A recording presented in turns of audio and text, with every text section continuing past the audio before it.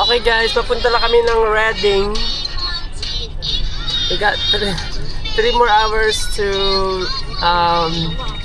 arrive there in the hotel sa Oregon. Pero nasa Reading na kami, so malaki ang Reading.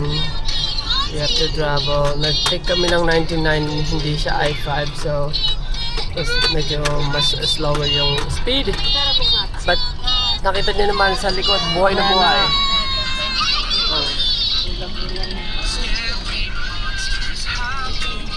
Buhay na buhay. Parang may casino sa likod. Oh. May nagluluto pa. Ano yung luto mo, Beb? Beef daw, beef. We have labong chicken and Labong chicken, shrimp. oh, Yan. labong meatballs and grilled chicken. Ang sarap. For dinner. For dinner daw, kasi dinner na kami. We still have 3 hours. 3 more hours, 3. Ingay ng mga ano eh, casino sa likod. Pura? Okay. Ano na yung kutsara? Yung mga nagkaroon ko na mga stress.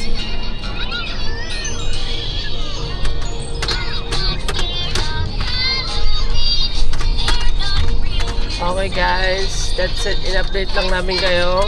Gising pa kami ni Father. Si Flappy minom na ng tubig. Okay naman.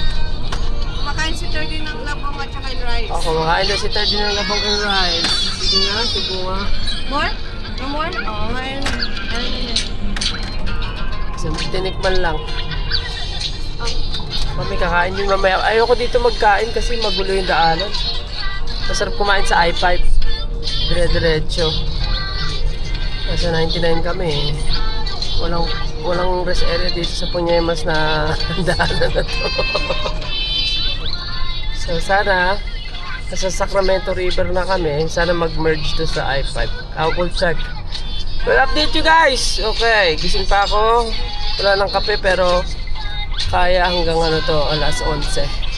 Alas 11 yung estimated arrival namin.